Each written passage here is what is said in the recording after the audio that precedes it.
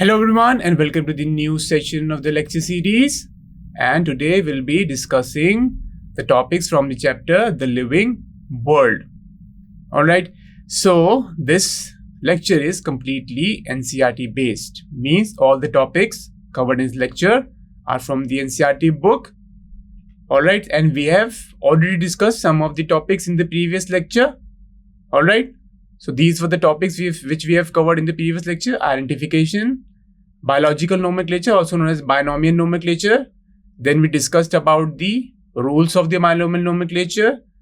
Then we were talking about the international codes.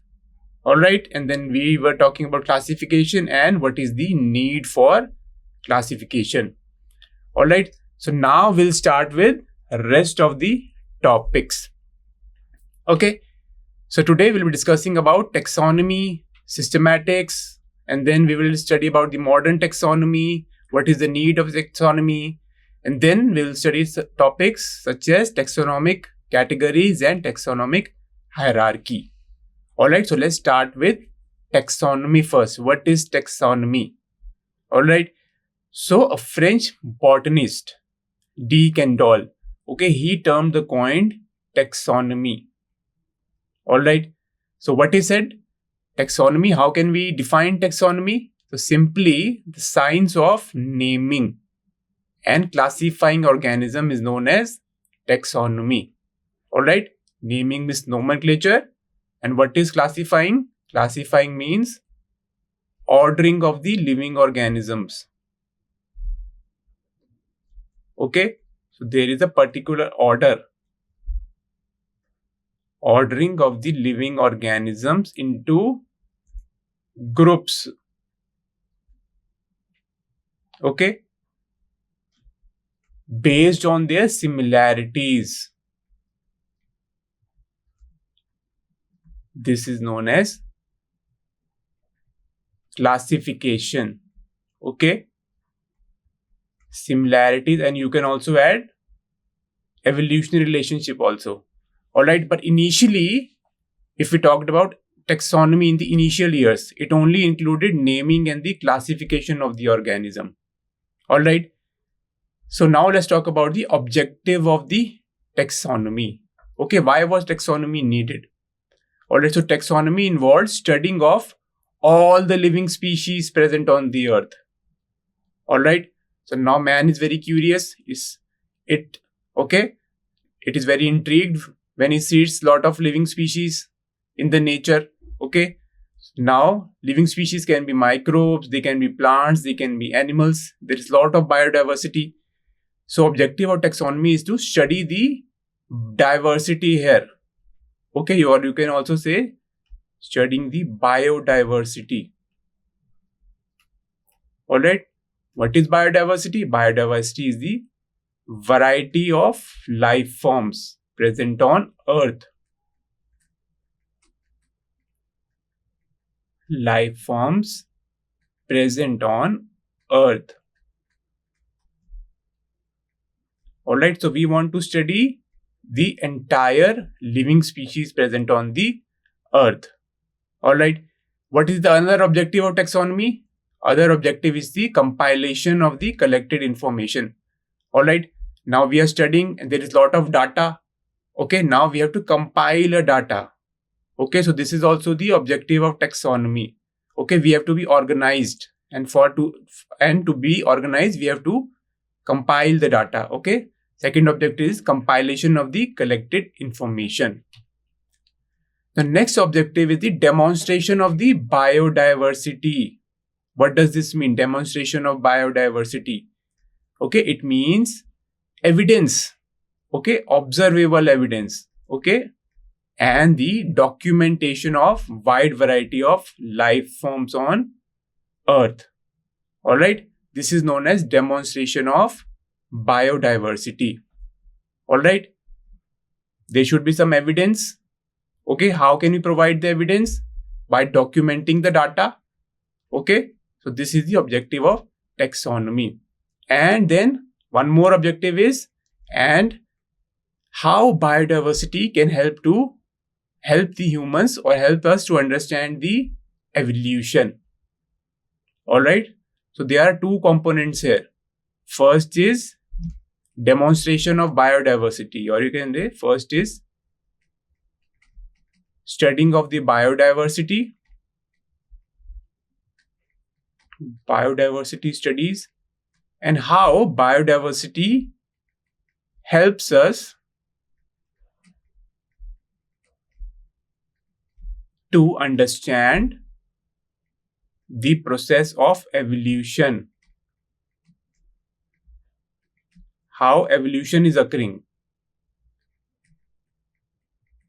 Okay,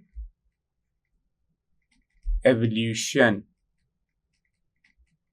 So biodiversity, if there is lot of biodiversity, means there is lot of variation. Okay, it resulted in formation of numerous species, okay, which differ from each other. All right, there is lot of variation. These variations accumulate, okay, leading to the formation of new species, means evolution is going on.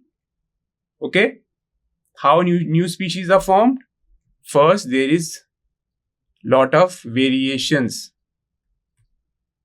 Okay, variation can be due to meiosis. First one, meiosis results to variation. There is exchange of genetic material. There can be mutation. Okay, random genetic change in the genetic material. Okay, mutation is always random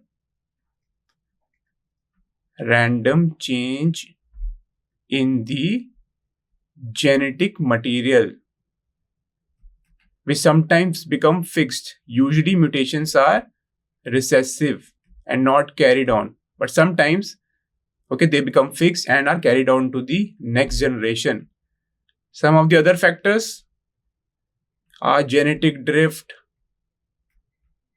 all right, gene flow,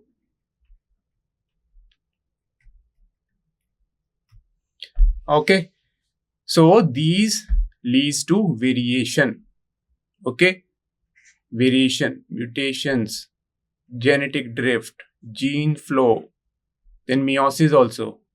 Okay, and these variations get accumulated and lead to the formation of what? A new species. So you can say species are not fixed, they are always evolving. So this is how biodiversity helps us to understand the process of evolution. Organisms are evolving due to the formation of new species. Okay, so let's talk about this again. How biodiversity helps in understanding the process of evolution. All right. So when we examine the vast array of life forms on Earth, okay, or when we examine the biodiversity,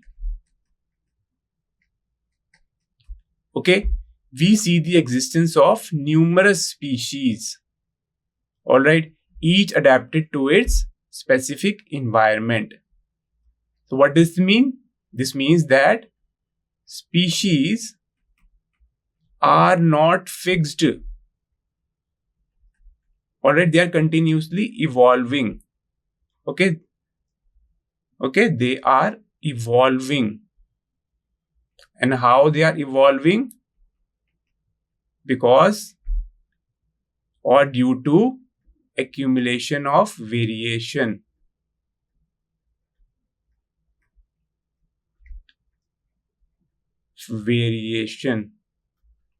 All right.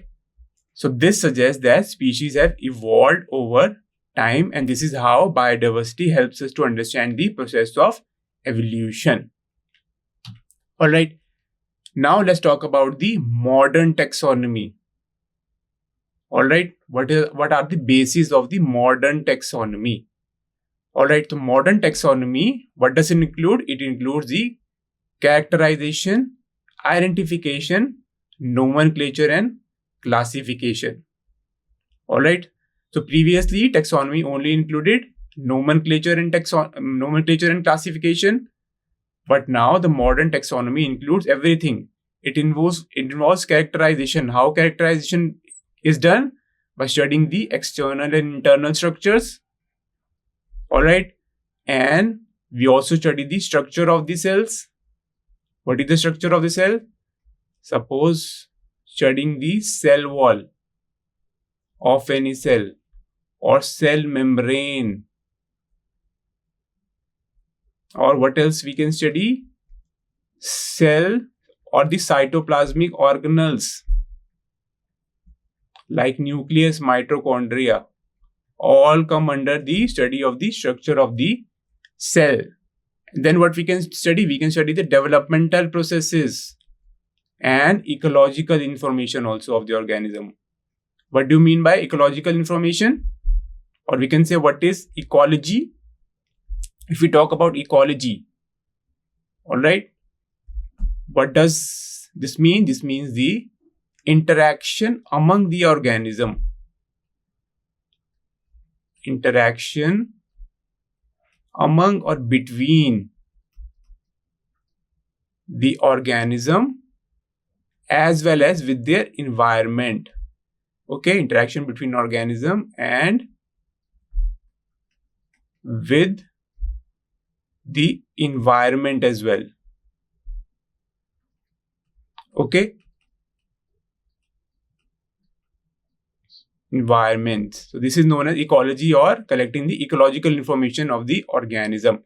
All right. So all of these studies are important and essential and form the basis of the modern taxonomic studies now. So modern taxonomic studies include all these studies. All right. And the combination of this characterization, identification, nomenclature, and classification forms the modern taxonomy. Now let's talk about the other term, systematics. All right. So this term was coined by a Swedish botanist. All right, Carolus Linnaeus. Carolus Linnaeus was a Swedish botanist. So he coined this term systematic in 1735. Okay. Now the word systematics is derived from the Latin word. Okay, Latin, which is a dead language. Systema. Okay, Latin word is systema, which means systemic arrangement of organism. All right, there is a system of arrangement. There is systemic arrangement, hierarchical arrangement of the organism. All right.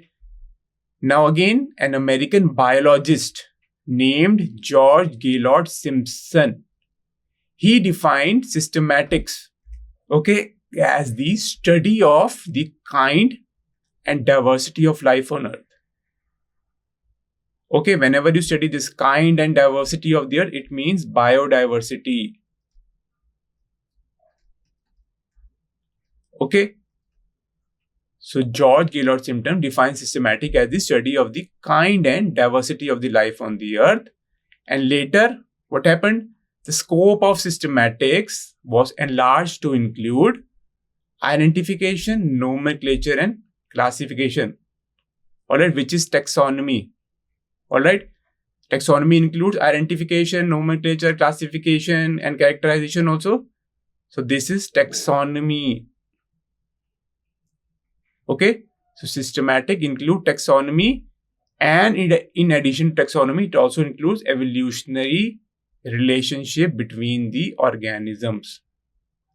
All right, so how can you define systematics? Simply, you can say systematics is taxonomy. All right, taxonomy, which is what? Identification. Then what else it includes? Nomenclature. And it includes classification.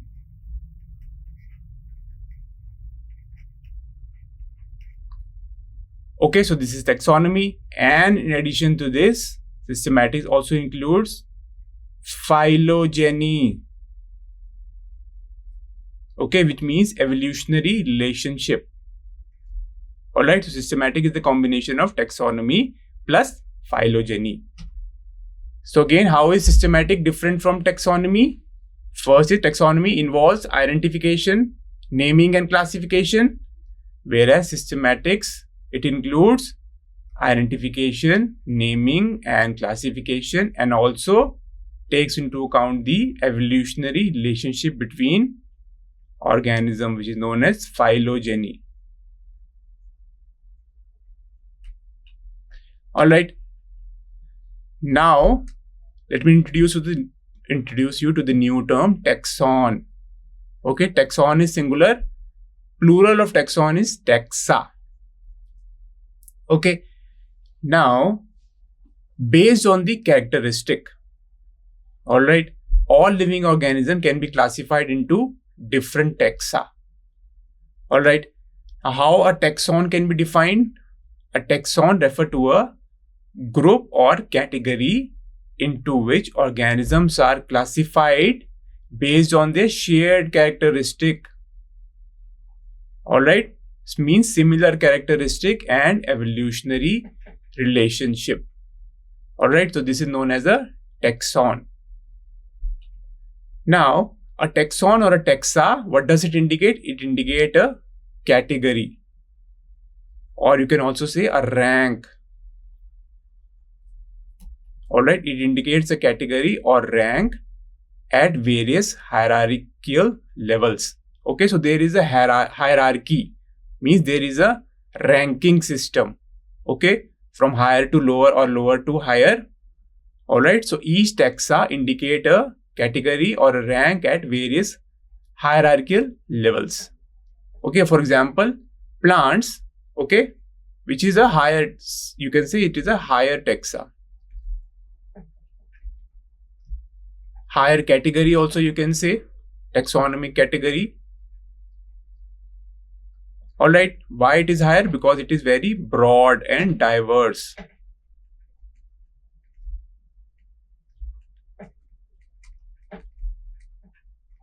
Okay, if we talk about plants, okay,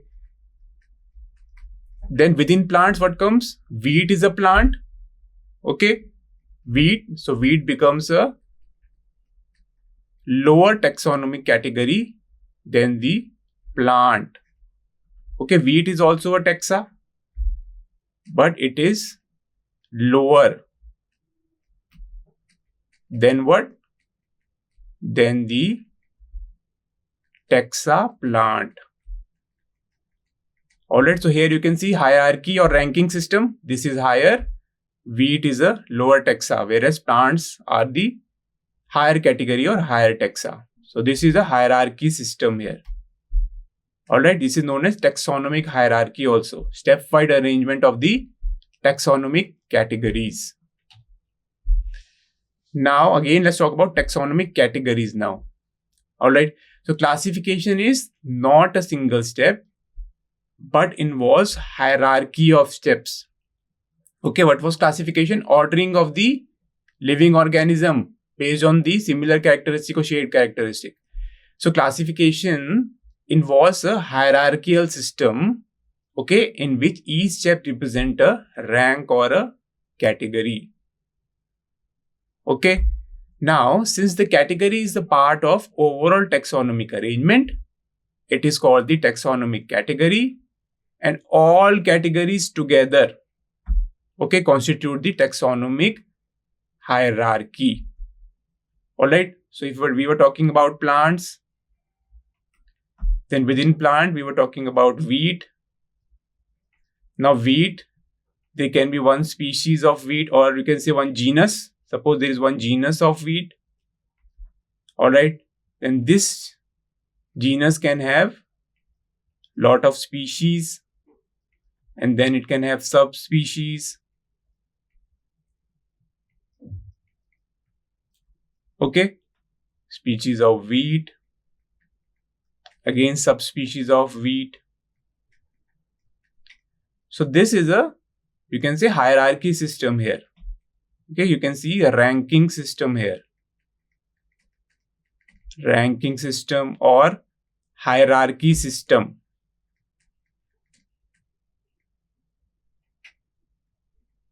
Alright, so this is the highest or the higher most taxonomic category, whereas species and subspecies, these are the lowest taxonomic categories. Okay. So this is taxonomic hierarchy, and each is known as plants is one taxonomic category. This genus is one taxonomic category. Then species is one taxonomic category. And this entire, all the categories together constitute the taxonomic hierarchy. Okay. Now, taxonomic categories. How can we define taxonomic categories? So taxonomic categories are groups of organisms that are systemically classified, okay, and organized into hierarchical levels. Based on what? Based on shared characteristic and evolutionary relationship. Okay. So taxonomic categories are nothing but the grouping of the organism into a hierarchical system. Okay, a ranking system is given, and this grouping is based on the shared characteristic or the similar characteristic and the evolutionary relationship. So hence each category referred to as the unit of classification. Okay, so each taxonomic category or each taxonomic rank can also be called as unit of classification. Okay, this can also be called as unit of classification. All right, so each category referred to as unit of classification in fact represents a rank and is commonly termed as taxon also. Okay, so these are synonym: taxon, taxonomic categories. All right, and it represents a rank. So examples. So this is one example here of a taxonomic categories. Suppose insects. If you talk about insects, okay, ants and beetle. All right. So they contain 3 pair of jointed legs. Okay, you can see here 3 pair. First one is this. This is the second one and third one. All right. First one, first pair, second pair, and third pair. In total, they have 6 legs. So these are 3 pairs of jointed legs. Okay, means they are talking about this character. Okay, and if we talk about beetle also, again 1, 2, and third. Okay, there are again 3 pairs of what? 3 pairs of jointed legs. Now the organism is different. Okay, one is ant, one is beetle, but they share what? 3 pair of jointed legs. Okay, they share some of the characteristic. All right, and both of them are called insects. All right, both of them are insects. All right, now insects represents a group of organisms sharing common features like 3 pair of jointed legs. All right, so the organism with 3 pair of jointed legs come under insects. Okay, so this means that insects are recognizable concrete objects which can be classified and thus were given a rank or a category. All right, so this insect, okay, or you can say class insecta or whatever. So this was given a rank. Suppose it was given a rank of class. All right, and under it was included all the organism which had 3 pair of jointed legs. Okay, so it was given a rank here or a category or whatever you want to say. All right, were given to these insects. So this is an example of a taxonomic category or a rank. Now these taxonomic groups or categories are distinct biological entities. Okay, these are distinct biological entities and not merely morphological aggregates. All right, what does this mean? Distinct biological entities. Okay, means they have their separate individuality. They have their separate individuality. All right, they can breed among themselves and not with others. All right, and they are not merely morphological aggregates. Alright, what does this morphological aggregate means? When the organisms are grouped together merely on the morphological features or similarity in the morphological characters. Alright, what does morphological aggregate mean? When the organisms are grouped based on what? Based on just morphological similarities.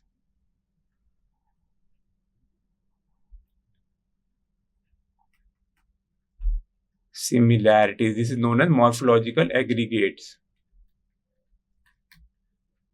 Alright.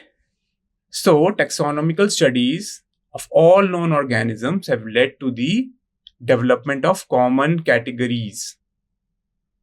Okay, these categories, what are these categories known as? Such as kingdom, phylum, or division for plants. Okay, for plants, we call it division instead of phylum. Okay, and then we have the class, order, family, genus, and species. Okay, so these are the common categories that has been developed. Okay, starting from kingdom, which is the highest taxonomy category, and then we have from kingdom to species, which is the lowest taxonomic category. Alright, so this was the end of this lecture. We will continue with the rest of the topics in the next lecture, and these are some of the references. Alright, so first one is Grimaldi DA. Okay, he has written this book, The Complete Insect, and rest of the material is taken from the biology textbook of class 11 published by NCERT. Okay, so this was the end of this lecture. Thank you very much.